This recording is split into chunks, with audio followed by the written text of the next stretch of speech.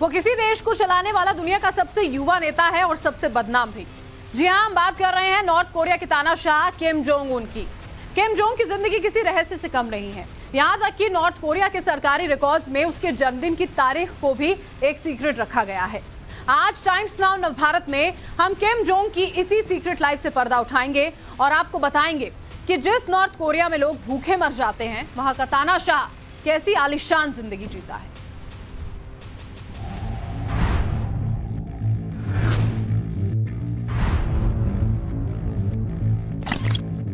Kim Jong को पनीर खाना हो तो वो खास तौर पर विदेश से मंगवाया जाता है। किम जोंग को शराब पीनी हो तो वो भी विदेश से मंगवाई जाती है। किम जोंग के पास 100 से ज्यादा लग्जरी गाड़ियों का काफिला है। किम जोंग के पास एक दो नहीं 17 महल हैं। किम जोंग के पास 36 पियानो हैं। अपनी प्राइवेट ट्रेन है, जेट है, यॉट है, आइलैंड है। आज किम जोंग की जिंदगी के एक एक राज से पर्दा उठाएंगे। सबसे पहले आपको किम जोंग का सीक्रेट ठिकाना दिखाते हैं। ये किम जोंग के उसी ठिकाने की तस्वीरें हैं जिसे रोयनसंग महल कहते हैं, या फिर रेजिडेंस नंबर 55, या फिर सेंट्रल लग्जरी मैंशन। इसे 1983 में बनवाया गया था। किम का ये महल लंदन के हीथ्रो एयरपोर्ट से भी बड़ा है। महल के अंदर आलीशान गार्डन है। ये 24 घंटे निगरानी में रहता है। किम जोंग के इस घर में अंडरग्राउंड टनल भी है। किम जोंग काले रंग की इसी महंगी बुलेट प्रूफ गाड़ी में चलता है। उसके पास 100 से ज्यादा लग्जरी गाड़ियां हैं। किम जोंग जब गाड़ी में बैठता है तो उसके बॉडीगार्ड चारों तरफ से गाड़ी को घेर लेते हैं। जब उसकी गाड़ी चलती है तो काले कोट पैंट पहने उसके बॉडीगार्ड गाड़ी के साथ दौड़ते हैं ताकि किम जोंग पर कोई हमला हो तो वो ढाल बन जाए। किम जोंग का काफिला जब नॉर्थ कोरिया की सड़कों पर निकलता है तो सड़क के दोनों ओर और इसी तरह के लोग उनका स्वागत करते हैं। ये नॉर्थ कोरिया की सरकार की प्रायोजित भीड़ ही होती है जो किम जोंग की झूठी शान के कसीदे पढ़ते हैं। वैसे तो किम जोंग के पास हवाई जहाज और प्राइवेट जेट की कमी नहीं है, लेकिन वो अक्सर ट्रेन से ही यात्रा करता है। 4 साल पहले अमेरिकी राष्ट्रपति डोनाल्ड ट्रंप से मिलने के लिए किम जोंग वियतनाम गया था। नॉर्थ कोरिया से 2700 किलोमीटर का लंबा सफर किम ने ट्रेन से ही तय किया था। किम जोंग अक्सर ट्रेन की 5वीं बोगी में ही सफर करता है। इस बोगी में उसके लिए ट्रेन के अंदर ही महल जैसे इंतजाम होते हैं। अब आपको किम जोंग के उस घोड़े की तस्वीरों को दिखाते हैं जिसके सामने आने के बाद दुनिया भर में उसने सुर्खियां बटोरी थी। नॉर्थ कोरिया की स्टेट एजेंसी की तरफ से जारी इस वीडियो में किम जोंग सफेद घोड़े की सवारी करते नजर आया। खास बात यह है कि घोड़े की लगाम सोने की है।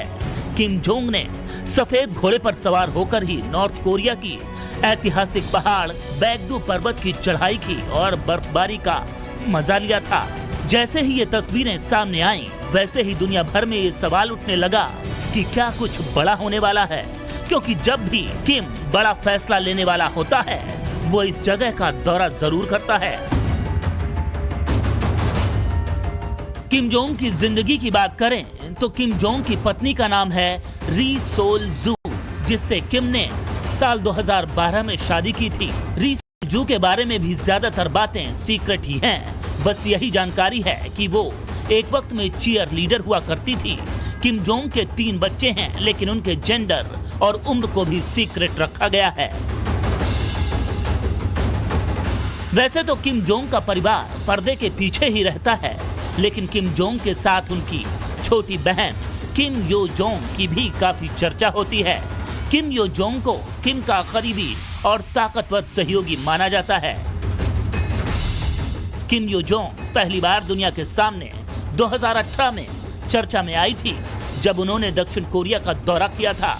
वो किम परिवार से दक्षिण कोरिया आने वाली पहली महिला थी। इस दौरान उनके और साउथ कोरिया के राष्ट्रपति मून के साथ बातचीत हुई थी। किम यो जोंग ने ही प्योंगचैंग विंटर ओलंपिक में नॉर्थ कोरियाई दल का नेतृत्व किया था। ओलंपिक में नॉर्थ और साउथ कोरिया ने संयुक्त टीम के रूप में हिस्सा लिया था। साल 2018 में ही किम जोंग तत्कालीन अमेरिकी राष्ट्रपति डोनाल्ड ट्रंप से मिलने के लिए गया था। उस वक्त भी किम यो जोंग को देखा गया था।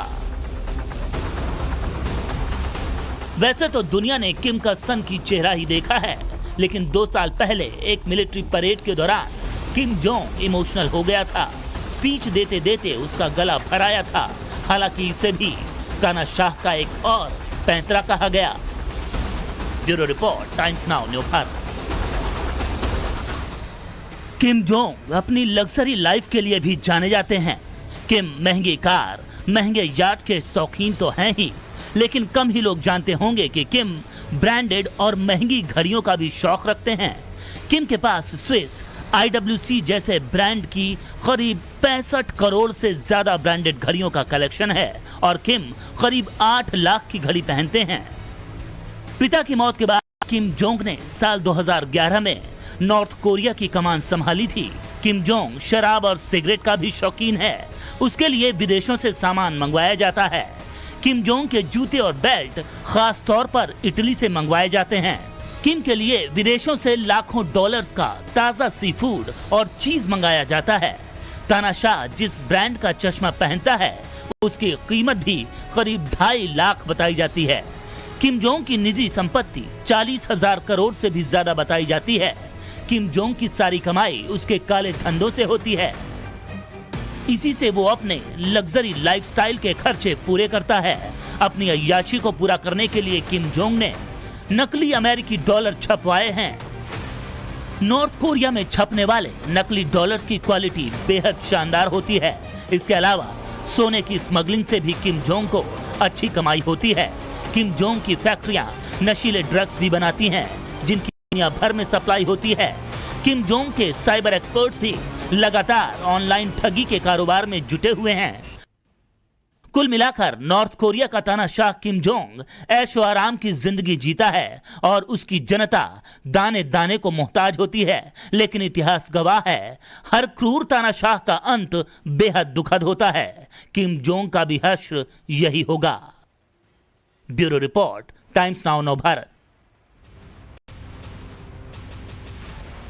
तानाशाह किम जोंग जब भी कहीं जाता है तो हमेशा एक स्पेशल ट्रेन से जाता है, जो इतनी ज्यादा सुरक्षित और लग्जूरियस होती है जिसकी कल्पना भी नहीं की जा सकती है। किम के साथ जो है 3 ट्रेनें एडवांस सिक्योरिटी से लैस होती हैं, दूसरी जिसमें खुद किम जोंग और तीसरी ट्रेन में एक्स्ट्रा बॉडीगार्ड्स जो होते हैं उसके साथ साथ जरूरी सामान मौजूद रहता है।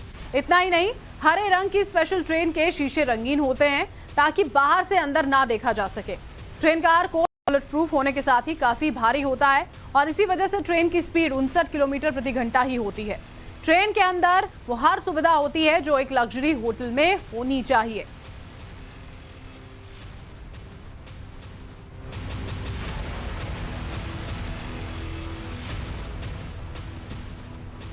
तो किम जोंग की सीक्रेट लाइफ तो आपने देख ली, अब आपको किम जोंग के सीक्रेट इरादे की भी कहानी बताते हैं। नॉर्थ कोरिया के सन की तानाशाह ने बैकडोर से युद्ध में एंट्री ले ली है। पुतिन की मदद के लिए उसने अपनी एटमी मिसाइल वाली ट्रेन रूस के लिए दौड़ा दी है। यानी अब इस महाजंग में प्रेसिडेंट पुतिन और किम जोंग ने मिलकर हथियारों का एक ऐसा मकड़ जाल तैयार किया है जिसके सामने नाटो सेना बेहाल है। कैसे दोनों की बारूदी बुद्धि से अब यूक्रेन का भस्म होना तय है, दिखाते हैं आपको।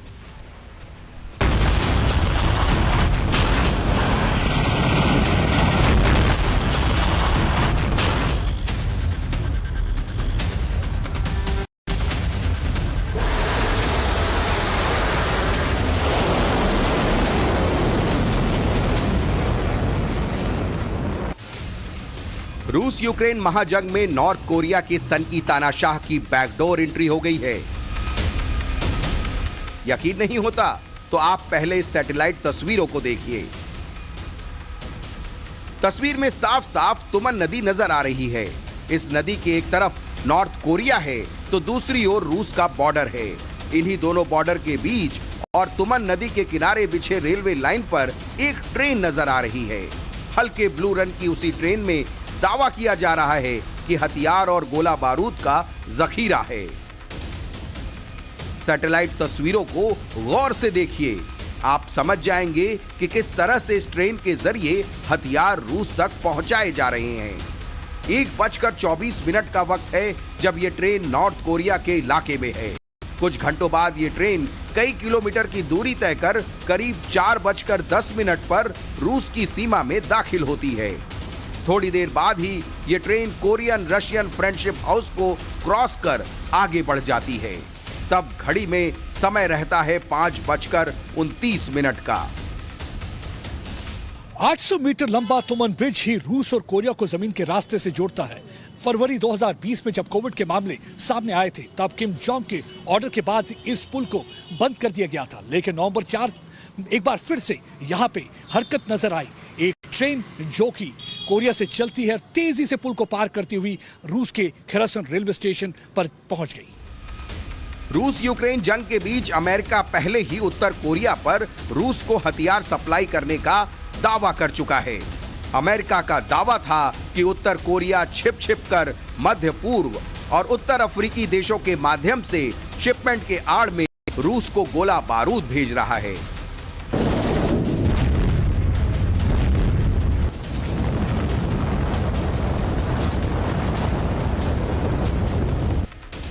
लेकिन अब जो तस्वीरें सामने आई हैं, उनसे पता चलता है कि गोला बारूद की सप्लाई के लिए उत्तर कोरिया बाकायदा ट्रेन का इस्तेमाल कर रहा है।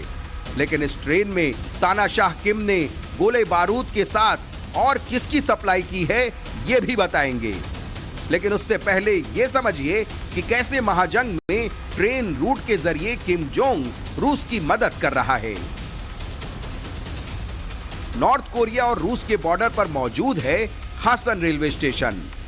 प्योंगयांग से बारूदी ट्रेन 890 किलोमीटर का सफर पूरी करके पहले खासन पहुंचती है, फिर खासन से ये train trans Siberian rail route से मॉस्को के लिए रवाना हो जाती है। खासन से मॉस्को की दूरी 6400 किलोमीटर है। दावा है कि इस ट्रेन में गोला बारूद की खेप रूस को भेजी गई है, जिससे उसे यूक्रेन के खिलाफ जारी जंग में मदद मिले। लेकिन सवाल यह है कि इस बारूदी ट्रेन में है क्या? तो चलिए आपको बताते हैं। एक टनल से ट्रेन पैक होती है। इसमें लाल रंग के 2 डिब्बे हैं।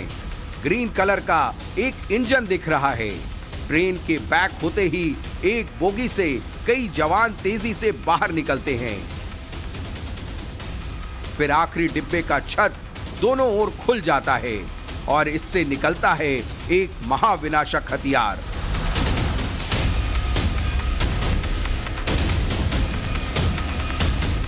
ट्रैक पर खड़ी ट्रेन से यह मिसाइल लॉन्च हो जाती है।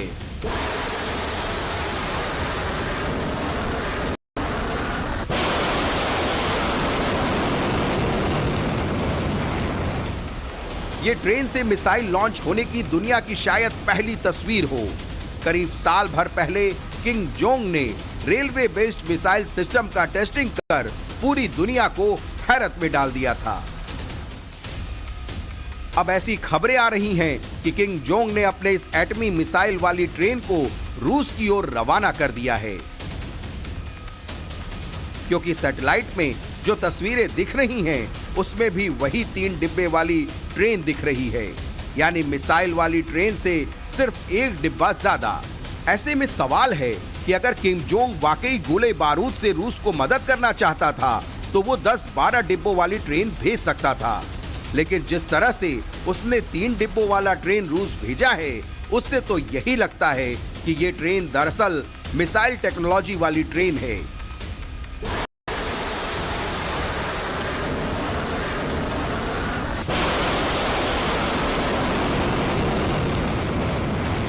मीडिया रिपोर्ट्स पर यकीन करें तो रूस अगर इस जंग में रेलवे बेस्ड मिसाइल सिस्टम वाली ट्रेन को उतार देता है तो पुतिन की सेना हर उस जगह तक हमला करने में सक्षम हो जाएगी जहां तक रेलवे का नेटवर्क है। यानी रूस की सेना अब पूरे रूस से लेकर यूरोप तक जहां रेलवे का नेटवर्क फैला हुआ है, रेलवे ट्रैक से अपने दुश्मन पर मिसाइल अटैक करने में कामयाब रहेगी।